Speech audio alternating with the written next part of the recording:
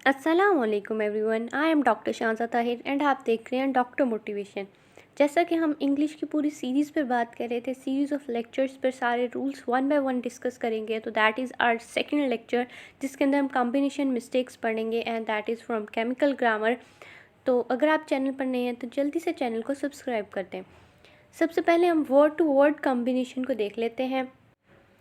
Either हमारे पास आया हुआ है, फर्स्ट वर्ड ईदर है एंड उसके साथ और है। ईदर हमेशा ऑलवेज फॉलोड बाय और। तो आपने ईदर और का कॉम्बिनेशन कई बार पढ़ा होगा, तो कॉम्बिनेशन मिस्टेक में ईदर और का आता है, और अगर ईदर नॉर या ईदर एंड आ जाए तो वो गलत होगा। ठीक है, तो आपने उसको मार्क करना होगा। अब हम एग्जाम्पल देख लेते हैं। He is in a fix either to stay or to leave. ठीक है, वो इस तज़ब्ज़ब में है कि वो जाए या वो वहाँ स्टे करे। ठीक है, तो ये एक एग्जांपल है जिसमें उन्होंने ईदर और को लिया हुआ है। ठीक है, अगर यहाँ पे नॉर आ जाता तो आप उसको गलत कंसीडर करते, कुछ और एंड आ जाएगा, एज आ जाएगा, वट एवर कुछ भी आ जाएगा तो वो आपका गलत होगा। ईदर और का कॉम्बिनेशन आपने याद रखना है। सेकेंड हमारे पास जो कॉम्बिनेशन है दैट इज़ नीदर नॉर। तो नीदर और नॉर का कॉम्बिनेशन भी बहुत इंपॉर्टेंट है, आपने याद रखना है।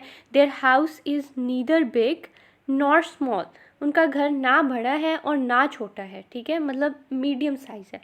तो ये भी बहुत इंपॉर्टेंट है, और जहाँ पर भी नीदर नॉर आ जाता है तो उसके साथ हम नॉट नहीं लगाते, क्योंकि इनका खुद ही मतलब नॉट की सेंस में होता है। तो ये भी एक बहुत इंपॉर्टेंट बात है, कई बार नीदर और नॉर के साथ नॉट भी लगाया होता है तो वो आपका गलत कंसीडर होना है। तो ये आपने याद रखना है कि either or neither nor. Third पे जो हमारे पास कॉम्बिनेशन है that is not only but also. Not only but also का कॉम्बिनेशन भी आपने याद रखना है, और नॉट ओनली के साथ कई बार सिर्फ बट भी आता है, नॉट ओनली के साथ कई बार एज वेल भी आ जाता है। तो इसके डिफरेंट कॉम्बिनेशन हो जाते हैं कई बार, लेकिन not only but also is very important. इसका हम एग्जाम्पल देख लेते हैं। I like him not only because of his wisdom, ठीक है, but also because of his patience. ठीक है, तो ये आपने याद रखना है कि मैं सिर्फ ना उसको उसके विजडम की वजह से पसंद करता हूँ, बल्कि मैं उसकी पेशेंस की वजह से भी उसको पसंद करता हूँ। तो not only but also, either or, neither nor, not only but also, हमारे तीन मेन कॉम्बिनेशन हो गए। फोर्थ वाले पे आते हैं, टू के साथ टू का combination that is so important. आपने इसको इम्पॉर्टेंट ज़रूर मार्क करना है। और ये टू और टू जो है ये हमेशा नेगेटिव की सेंस में आता है। ठीक है, तो आपने इसको ज़रूर कंसीडर करना है कि टू के साथ टू हमेशा नेगेटिव के सेंस में आता है। He is too weak to walk. ठीक है, कि वो चलने के लिए बहुत कमज़ोर था, तो ये उसकी नेगेटिव सेंस को बताया हुआ उन्होंने। फिफ्थ हमारे पास है सच और एज का कॉम्बिनेशन। तो सच एज का जो कॉम्बिनेशन होता है वो हमारे पास कॉज और रीज़न को शो कर रहा होता है। जैसे कि उन्होंने दिखाया हुआ है, दे लाइक सच पीपल, वो ऐसे लोगों को पसंद करते हैं, एज आर ऑनेस्ट, जो ऑनेस्ट होते हैं। क्यों उनको पसंद करते हैं? क्योंकि वो ऑनेस्ट होते हैं। तो ये कॉज और रीज़न को शो किया हुआ है। नेक्स्ट जो हमारे पास इम्पॉर्टेंट रूल है that is as plus adjective और एज आएगा। ठीक है, ये बहुत कॉमन सी बात है, सबको पता होती है कि he is as tall as I am. तो एज आएगा, फिर एडजेक्टिव आएगा और फिर एज आएगा। ठीक हो गया, ये भी इम्पॉर्टेंट कॉम्बिनेशन है, आपने ये याद रखना है। नेक्स्ट पे बहुत इम्पॉर्टेंट दो कॉम्बिनेशन है, rather than and would rather than. बहुत इंपॉर्टेंट है, इनको बिल्कुल इम्पॉर्टेंट मार्क करना है आपने। Rather than and would rather than कई बार आ जाते होते हैं। अब हम रादर देन को देख लेते हैं। I think I will have a cold drink rather than coffee. ठीक है, तो ये जब आपको दो चॉइसेस को देखना है तो तब आपने ये कॉम्बिनेशन को यूज़ करना है कि वो कोल्ड ड्रिंक अबव कॉफ़ी लेना या कॉफ़ी अबव कोल्ड ड्रिंक लेना चाह रहा है। ठीक है, तो वो कह रहा है कि रादर देन। और एक और बात है कि रादर देन के साथ आपने, नहीं, रादर देन के साथ नहीं है वो। ठीक है, आपने ये रादर देन का कॉम्बिनेशन भी याद रखना है, ये इंपॉर्टेंट है। उसके बाद हमारे पास जो नेक्स्ट कॉम्बिनेशन है that is would rather than. Would rather than कहाँ पर आना है? I would rather drive a car, ठीक है, देन राइडिंग अ बाईसाइकिल। ठीक है, जहाँ पे वुड रादर आ जाए तो आपने वहाँ देन लगाना है, और जहाँ पे रादर आ जाए वहाँ पर आपने देन लगाना है रादर देन। ठीक हो गया, तो ये इम्पॉर्टेंट थे दोनों रूल्स। उसके बाद एक बहुत कॉमन जो हमारे पास रूल है दैट इज़ सेकंड डिग्री के साथ देन आना है। तो ये बहुत कॉमन रूल है, हर किसी को पता है कि सेकंड डिग्री के साथ smaller than, taller than, visor then, smarter than, इस तरह के सारे वर्ड्स के साथ आना है। ठीक है, तो अब हम एग्जांपल देख लेते हैं। ही इज़ वाइजर, यहाँ दैट लिखा हुआ है, यहाँ देन आना है, THAN, देन आना है। ठीक है, he is wiser than his brother. ठीक है, तो आपने इसको करेक्ट कर लेना है, he is wiser than his brother. Next में उन्होंने ठीक लिखा हुआ है, you are more intelligent than him. अच्छा, एक बात ये भी है कि हम वाइजर में ER लगा के उसकी सेकंड डिग्री बना रहे हैं, लेकिन हमने इंटेलिजेंट के अंदर जो है उसको मोर लगा के बनाया है। अब इसका भी डिफरेंस है। अब जैसे कि हम बात कर रहे थे कि वाइज़र के साथ ER लगा के उन्होंने उसकी सेकंड डिग्री बनाई है, जबकि इंटेलिजेंट के साथ मोर लगा के बनाई है, तो इनमें क्या डिफरेंस है। अब वाइज़र जो है वो 1 सिलेबल वर्ड है, यानी हम उसको एक ही बारी में मुंह से अदा कर सकते हैं। लाइक दैट वाइज़ को हमें एक ही बारी में मुंह से बोलना पड़ रहा है, वाइज़र एक ही बारी में बोलना पड़ रहा है। बट इंटेलिजेंट पहले आपको इन करना पड़ रहा है, फिर इंटेलिजेंट, तो आपको 2 सिलेबल, ये 2 सिलेबल वर्ड है। ठीक है, तो जो भी 2 सिलेबल वर्ड्स होते हैं, जैसे कि ब्यूटीफुल, अब ब्यूटी फिर फुल, तो जो 2 हमारे पास सिलेबल्स 2 सिलेबल वर्ड्स होते हैं वो हमेशा मोर और मोस्ट लगा के उनकी सेकंड एंड थर्ड डिग्री बनाते हैं।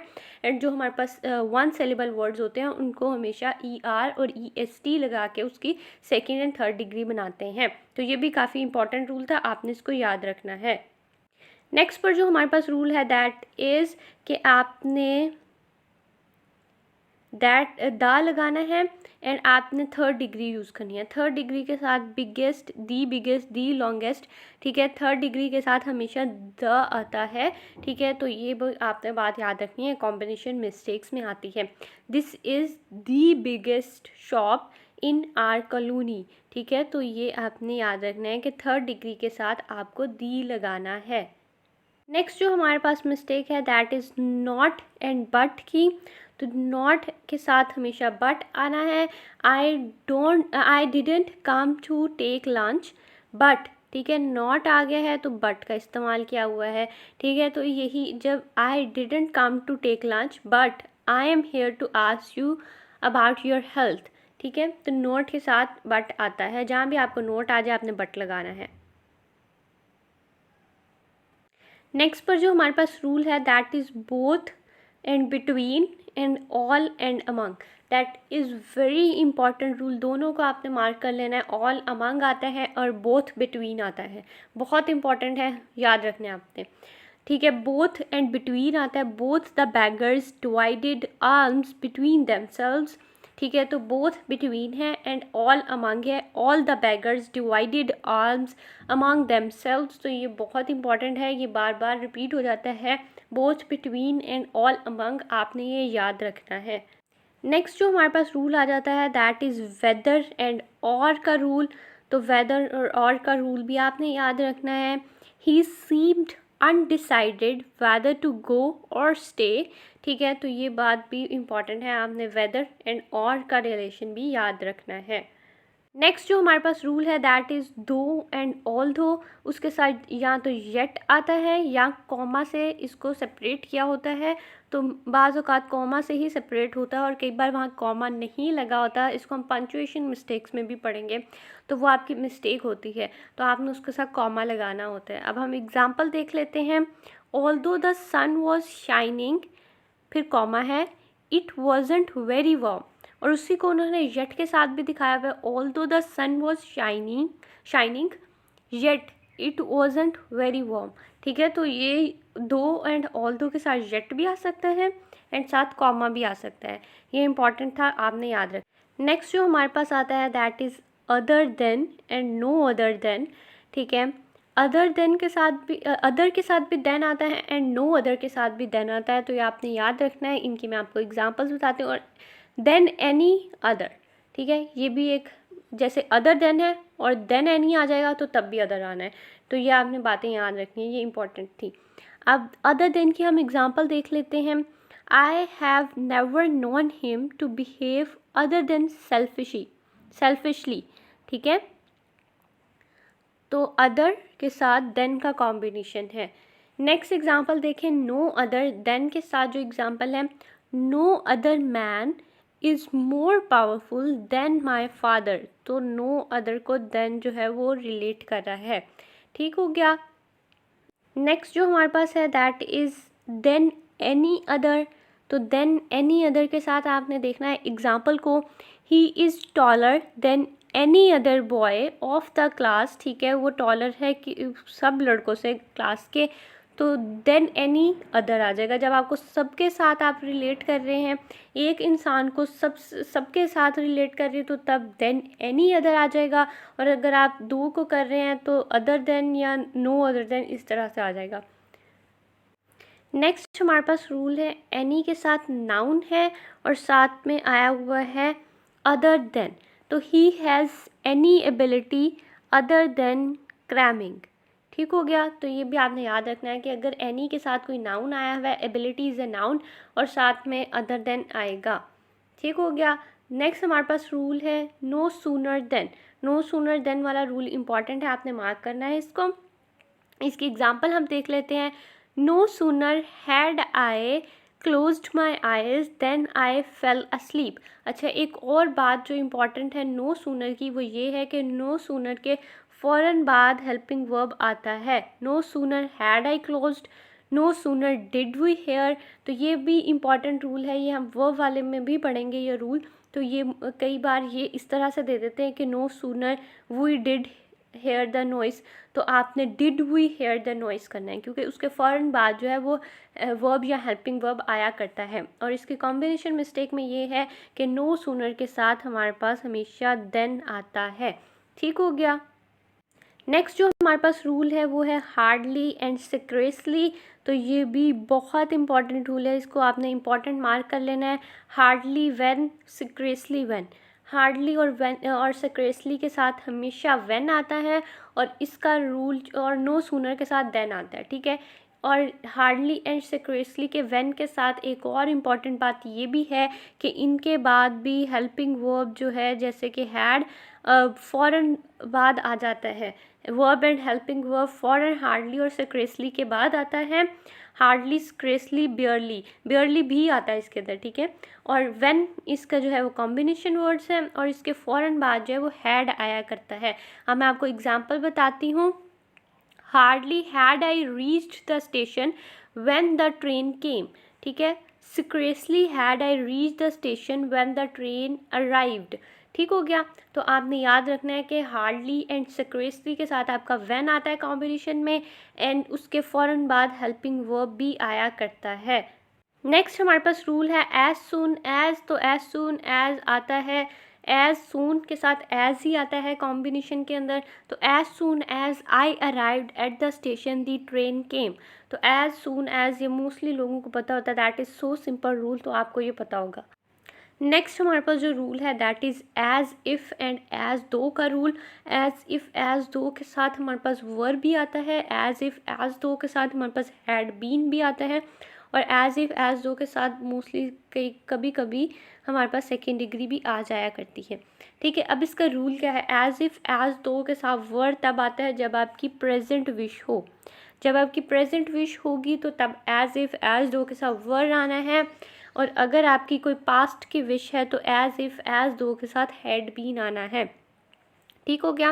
और सब्जंक्टिव क्या होता है, पास्ट सब्जंक्टिव, सब्जंक्टिव मोड क्या होता है कि जिसके अंदर आपके इमोशंस शो हो रहे हों या आप किसी को कोई कमांड दे रहे हो, तो दैट इज़ सब्जंक्टिव मूड। ठीक है। अब मैं आपको एग्जांपल दिखाती हूँ। एज इफ़ एज दो वर्ड के साथ कब आता है, जब आपकी प्रेजेंट विश होगी, if I were a great cardiologist. आपकी प्रेजेंट में विश है कि काश मैं एक ग्रेट कार्डियोलॉजिस्ट होता। ठीक है। I would help the poor if I were a king. मैं गरीबों की मदद करता अगर मैं किंग होता, तो आपकी ये प्रेजेंट में विश है। सही हो गया। नेक्स्ट हमारे पास है एज इफ़ एज दो के साथ हैड बीन, जब आपकी पास्ट की विश है। एग्जाम्पल देख लें, if I had been a king, अगर मैं किंग होता, अब ये पास्ट में आप बात करें, अगर मैं किंग होता पास्ट में, I would have help the poor, तो मैं गरीबों की मदद किया करता। ठीक है। तो ये आपने पास्ट की बात किया कि अगर मैं पास्ट में किंग होता तो मैं गरीबों की मदद किया करता। ठीक है।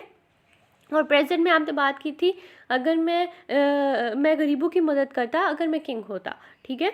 तो ये आपकी दो डिफरेंट बातें थी। एक प्रेजेंट विश है, प्रेजेंट विश है तो एज इफ़ के साथ आपके पास वर आना है, एंड अगर आपकी पास्ट की विश है तो तब आपकी एज इफ़ एज दो के साथ हैड बीन आना है। दैट इज़ इम्पॉर्टेंट रूल, तो इसको इम्पॉर्टेंट मार्क कर लें। नेक्स्ट हमारे पास जो रूल है दैट इज़ दी सेम के साथ दैट आता है। तो एग्जांपल देख लें आप, this is the same book that I lost in the park during the game. ठीक हो गया, तो दी सेम के साथ दैट आता है। उसके बाद लेस्ट के साथ शुड आता है, और ये वी जो है ये वर्ब को शो कर रहा है, और जो वन है वो उसकी फर्स्ट फॉर्म को शो कर रहा है। ठीक हो गया। अब दी सेम दैट हो गया, एंड लेस्ट के साथ शुड आता है एंड वर्ब की फर्स्ट फॉर्म आती है। दैट इज़ इम्पॉर्टेंट रूल, तो आपने मार्क कर लेना है। लेस्ट और शुड के साथ वर्ब की फर्स्ट फॉर्म आती है। एंड एक और इम्पॉर्टेंट बात ये है कि लेस्ट और शुड फर्स्ट फॉर्म के साथ कभी भी नॉट नहीं आता। नॉट आपने कभी नहीं लगाना, ठीक है। कई बार सेंटेंसेस में नॉट लिखा होता है और उसकी वजह से आपका सेंटेंस गलत होता है, उसको आपने मार्क करना होता है रॉन्ग को। तो आपने ये ज़रूर देखना है कि जहाँ पे लेस्ट आ जाता है, लेस्ट खुद इटसेल्फ अ नेगेटिव वर्ड, तो उसके साथ फिर एक और नेगेटिव नॉट नहीं लगाना, ठीक है।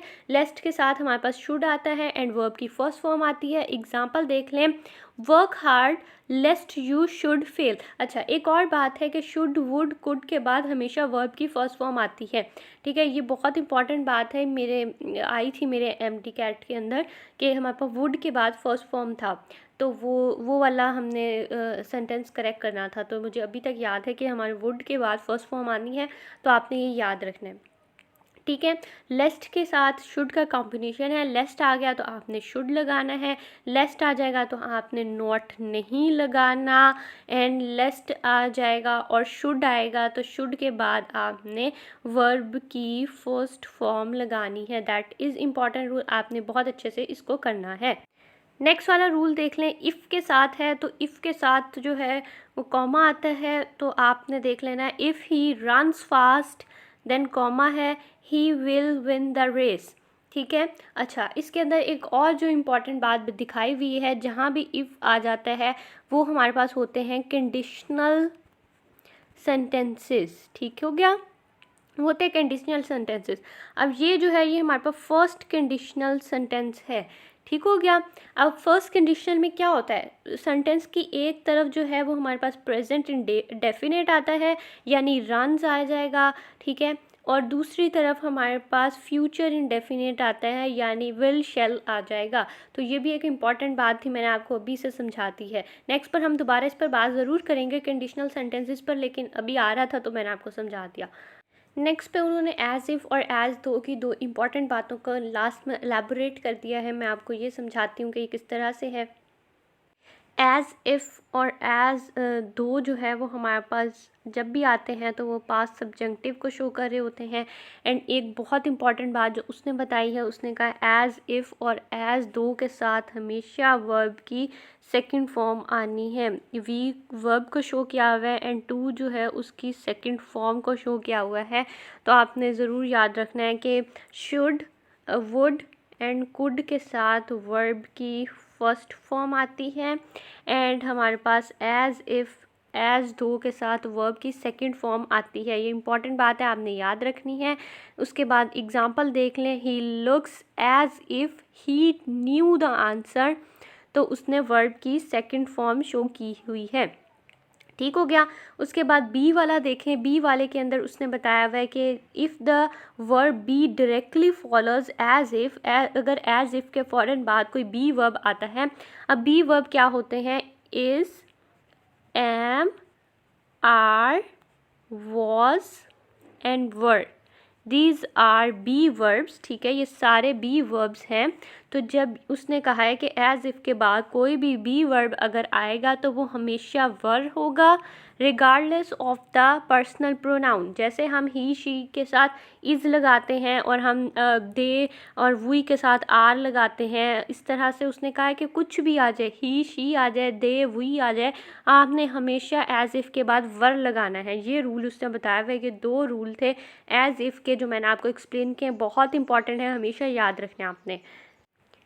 अब सेकंड पे उसने लेस्ट का बताया हुआ है। लेस्ट के साथ उसने कहा है सब्जंक्टिव मूड आना है। सब्जंक्टिव मूड मैंने अभी आपको बताया था इमोशंस या कमांड को शो करता है। एग्जांपल देख लें, he spent whole days in his room wearing headphones lest he disturb anyone. तो लेस्ट ही डिस्टर्ब एनीवन, ठीक हो गया। तो इस तरह से भी लेस्ट के साथ आ सकता है। उसके बाद दूसरा जो रूल है लेस्ट का वो ये है कि लेस्ट के बाद नॉट नहीं आना होता, लेस्ट के बाद हमेशा शुड आना होता है एंड वर्ब की फर्स्ट फॉर्म आनी होती है। एग्जाम्पल देख लें, work hard लेस्ट you should fail. That is all for today. Thank you so much for watching.